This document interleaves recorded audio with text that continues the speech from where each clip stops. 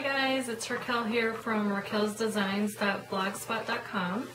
I'm doing this video for the captured fairy that RTDAR started, the challenge that was posted on a little scrap of heaven on Name. So I just wanted to let you guys know I'm just trying the video thing out. It's my first time, well actually second time doing it. So if this works out, maybe I'll start posting videos on my blog regarding crafting or scrapbooking or whatever questions people have.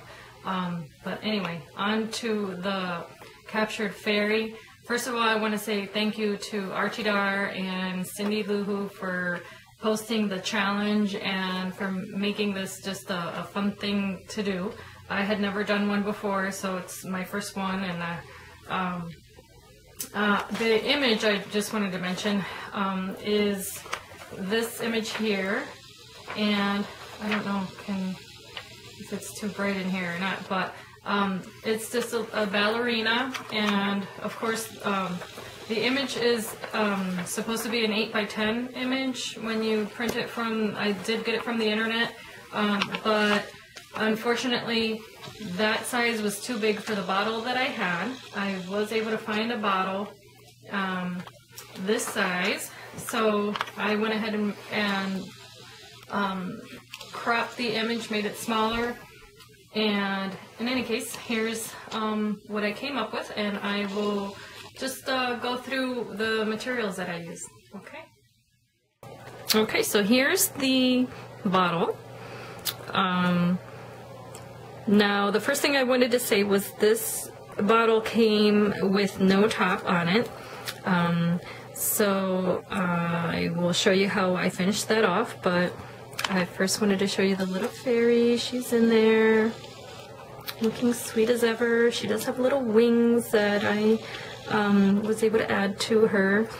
On the outside of the bottle, maybe I should start this way first. The outside of the bottle, I used several trims, ribbons and trims that go all the way around. There is some crochet. This all, I don't know if you can tell, but it's been glimmer misted, and it does have some tissue in the background that's painted as well, just like RTDAR did on hers. On one of the ones she showed, there's lots of texture there. This is nice and sturdy, of course, that's going nowhere. I did use Mod Podge for that. There's a little bit of pearls that stream down. There's her little story on the back of the tag, and it does say Mademoiselle Lina. That was the actual name that was on the clip art, so I didn't have to come up with a name. Kind of cheated on that. That was the actual young lady's name from the picture. And the trim on the top is more lace. There's the little silk flower there. I went ahead and added a charm that I made myself, and more of the pink ribbon there. And for the top, I just received as a prize from Imaginis a brad, what's it called, an iTop? Yes, an iTop brad maker. So what I did was I used steel wool, no, not steel wool, what am I saying, boiled wool. Here it is. This stuff is so beautiful that this was actually where I began. Was I found this, and it's actually very soft to the touch. It's been hand dyed from what I was told. So anyway, I started with that as my base color, and I went ahead and made the brad with that. I covered it in the same crocheted lace that you see back here. So that's how I made the brad, and then I put it with some two different kinds of flowers that have been glimmer misted as well to give them a little bit of a sheen, and that's all on top of this, which has little hearts going around. That's kind of the little fairy's love is escaping from the bottle in a way. In any way, that's how I interpreted it. So that is all part of how I topped that off, and that is this little thing that came in a bag of potpourri.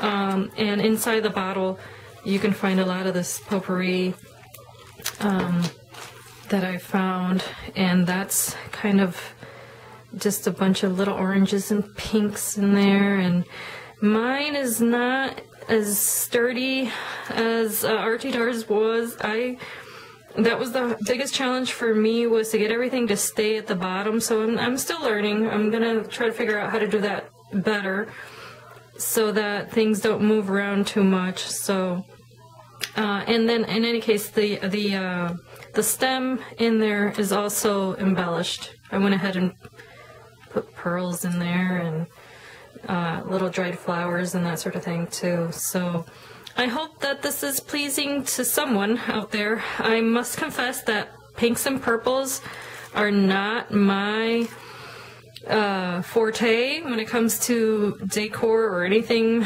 I have 2 boys, so I tend to be a little bit of a tomboy myself when it comes to certain things, especially decorating. So this is me venturing into lace and girliness. So I thank you ladies for the challenge. This was so much fun. It was, I'm not gonna lie, she has a twin sister and she died an untimely death. She didn't make it in there too well, so she ended up having to get out. But that's okay. That's how you learn, and I hope to be making more of these. I think it would make a wonderful gift for a young girl, or even a not so young girl, as long as you like pretty things. And I'm going to be finishing this off with my information on the bottom, not for any kind of reference other than to just let the person know who whoever receives it, who it came from. So thank you so much for watching. If you don't know what this is all about, please visit alittlescrapofheaven.ning.com and or Artidar. She's on YouTube, and that's who came up with this. This was not my original idea, and I thank you for watching, and thank you ladies for the challenge. Bye.